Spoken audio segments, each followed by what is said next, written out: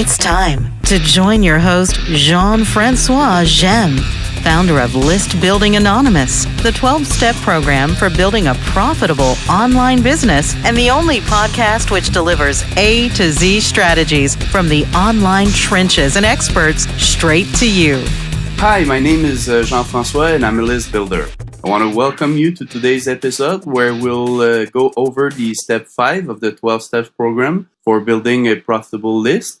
And today I'm really excited. I have a very special guest I'm honored to have for you. So it's Igor Kheifets. He's the founders and CEO of Igor Solo Ads, the world's largest solo ads agency. He's the guy the gurus call when they need high-quality business opportunity leads that convert. Igor is passionate about sharing up-to-date traffic and conversion strategies that work with beginners who want to make six-figure while traveling the world full-time. So in my book, he's the lead commander, the traffic godfather. So I give you Don Igor. Don the Igor. I love it. The godfather of traffic, man. I should probably keep a Rolodex of all the kind of names that I collected over the years in this industry. But I appreciate the intro. Thank you very much. It's great to be here on your podcast. It's great to be here as a guest, and I'm excited to share as much as I can with your listeners, with your list builders. Good. So the first step 5 is really your I would say your preferred topic, which is we identified the best traffic method for us and crafted our game plan to get the financial resources. So the first thing I'd like to ask your thought on is how do we identify the best traffic method for us? Well, that's a great question, and most people don't really ask themselves this question starting out. They just kind of look at what's hot, what the big shot guru is selling right now, and they kind of go with that. But the truth of the matter is, there's a traffic source for every product and a product for every traffic source. And the way most people approach traffic generation is they first get their product either created or maybe sign up for it or whatever. And then they try to see if that traffic source fits if their offer fits with all the traffic sources. So kind of like trying to fit a square peg in a round hole, and they kind of go and through trial and error, they try to find what works for them. Now, in my opinion, when you are starting out and you have picked your product to promote, whether it is an e-commerce product of some sort, whether it's a business opportunity, whether it's information product or a consulting product, or maybe you got a service of some sort, it really would depend on who are you looking to get? Who is your customer? Based on who is your customer and the kind of problem you're trying to solve for your customer, you will then determine what is the ideal traffic source for your offer. I'll give you an example. So I'm the solo ads guy. I'm the guy who made his way up the ladder, if you will, with solo ads as the primary traffic source.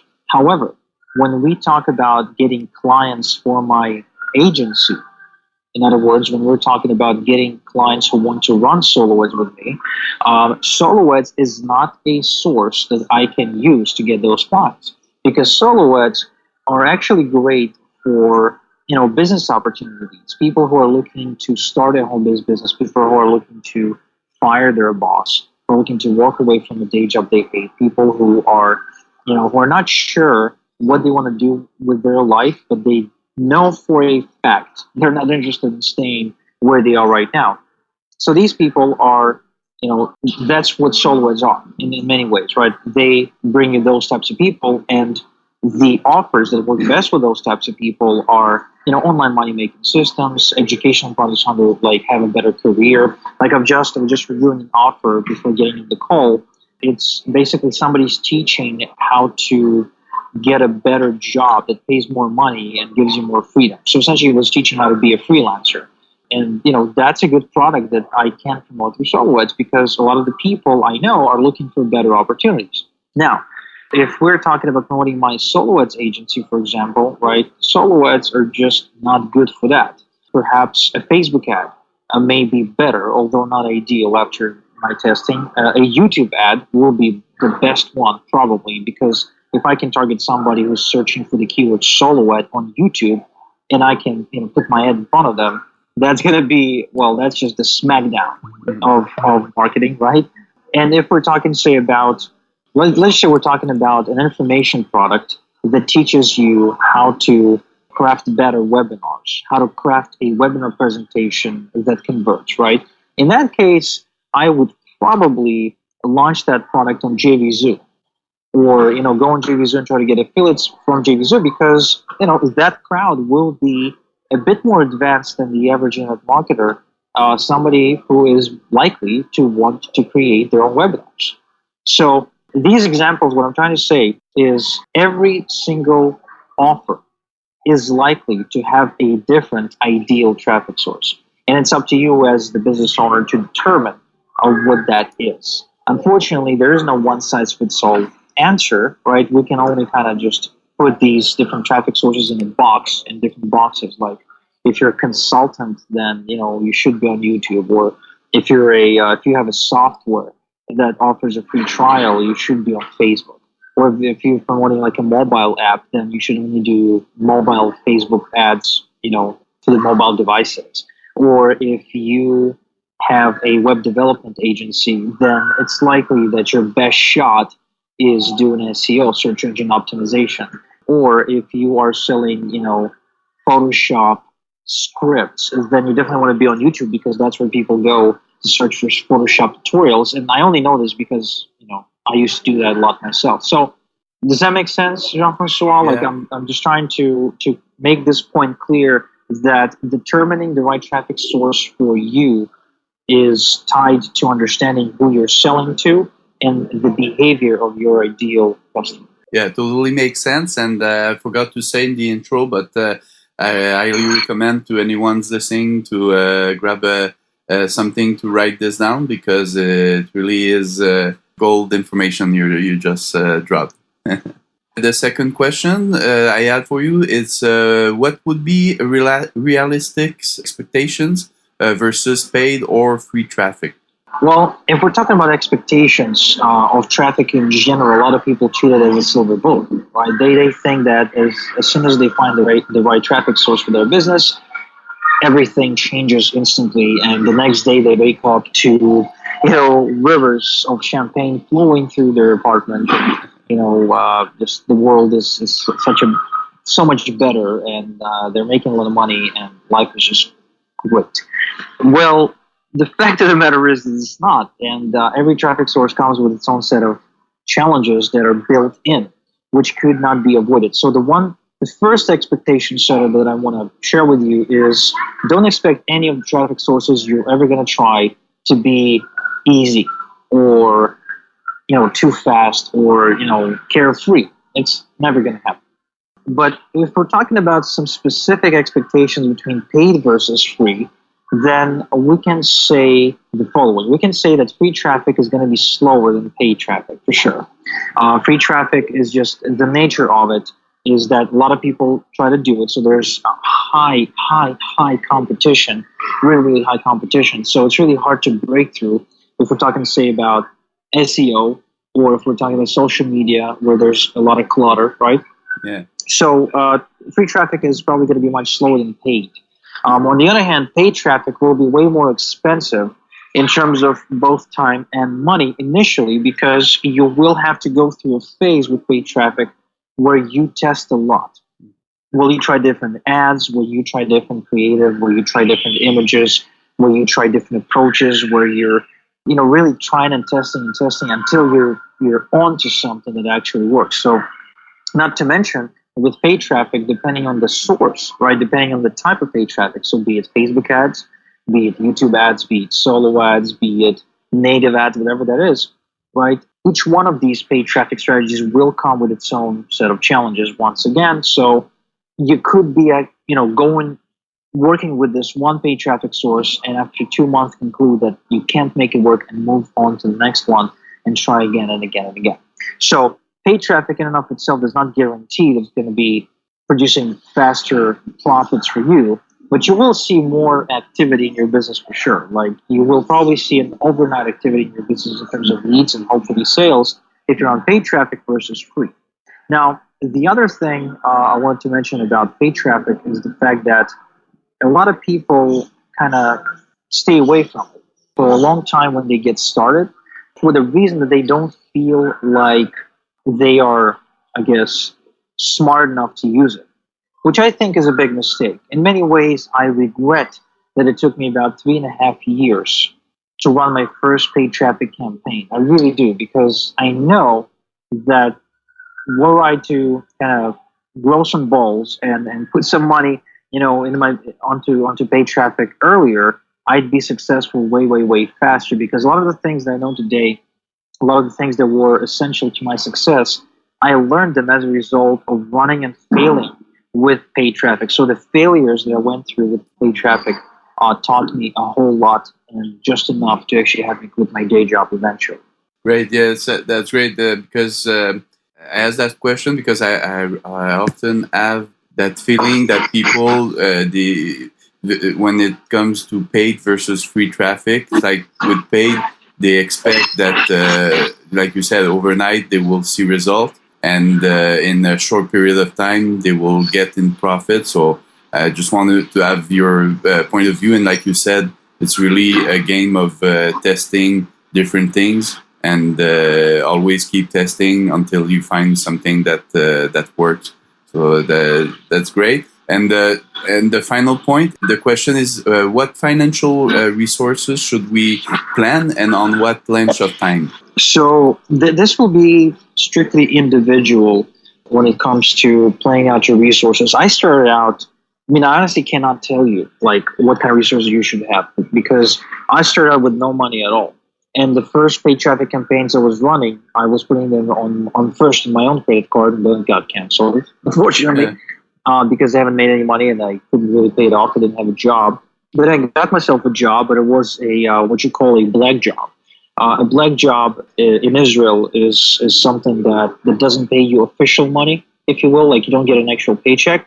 It's something that you do under the table, Yeah. And so I couldn't do it because I was still technically I was still in the army, and I was in and out all the time. So I had to find a job that was going to pay me, but didn't register as an official job. So what I've done is I made a deal with my dad, and I took half the hours that he was assigned at the local toxic facility, and I went there as a security guard instead of him. His superior was in on it, of course. They were buddies, and he agreed to do this. But I was basically paying off my failed traffic campaigns after they failed. And so, but that, of course, I believe is the reason why I worked so hard to understand what made them fail, to understand what I needed to change to finally succeed with paid traffic, because of the fact that I couldn't afford another failure. Because every failure would cost me another month of hard work. I live in a country where I had to work about 10 to 12 days full time to make enough money just for one, 100-click campaign or something like that. So it was really, really difficult. So if you're starting out, let's just hypothetically say you do have a budget, and you're asking yourself how much money do I need to have? I would say you want to start out with no less than $500 per month in your pocket for paid traffic. If you're working with Facebook ads, then you can probably get away with, I would say, $300 a month, $10 a day. That's where most people get started. You can start with $5 even, but I don't know how much traction you'll get. When it comes to YouTube advertising, you can get away with, $200, $300 as well. It's actually pretty cheap right now. It will change. If you're doing retargeting, which is an awesome traffic technique, which I started doing a couple of months ago, then for that you'll need another, depending of course on how much traffic you're getting right now, but you'll need another $10 to $30 a day. So whichever traffic source we're thinking, I guess we're always going to be somewhere between $300 and $1,000 per month range. Good. And you would say what length of time, meaning to plan these resources, would you say like for a 3 months period, a 6 month period? What would be your recommendation? Well, the thing is about advertising that it never ends. It's not like you're advertising to a seminar room doesn't move.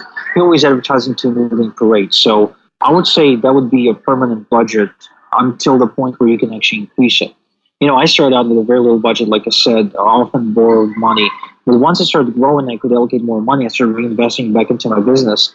And to this day, I reinvest a lot of money back into advertising. It's a never-ending process. If you're asking me, what is the time frame you should expect to get to a point where you're no longer advertising out of pocket, right? Where you're putting back the money you've made and you're basically growing with your profits.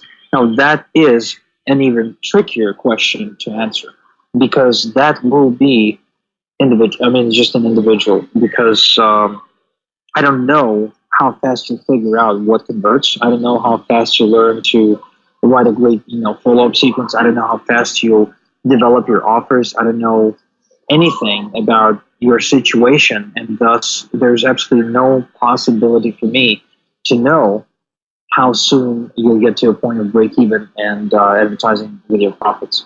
Okay, great. So time to wrap up. So in this episode, we focus on how do we identify the best traffic method for us, and saw that it depends on the offer, the customers we're looking for, and what these customers are looking for.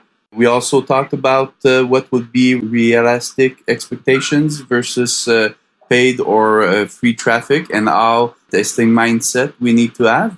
And lastly, we discussed what financial resources should we plan, and on what range of time. And like Igor said, it's really something individual, because it depends on the different variables that Igor said. So the traffic topic is the name of the game, because if you don't have a consistent flow of leads, in fact, you don't have a business. So next time we'll work the steps. We'll go deep on how to craft our game plan for our traffic strategy.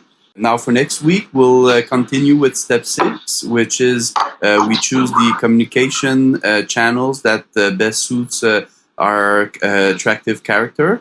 And we'll have another amazing guest, so you don't want to miss this. And keep an eye on your email inbox, as I will send you the invite and reveal the name of that guest. So I want to extend a warm thank you to Igor Kheifets, who allowed us to pick his brain. Well, my pleasure, Jean-Francois. Like I said, it's first of all, it's always a pleasure speaking with you, and second, I'm excited to be able to contribute to the success of your listeners. Good. So I want to also thank you for tuning in, and look forward to lock arms with you and together master these steps. So until then, I wish you an amazing journey. This is thepodcastfactory.com.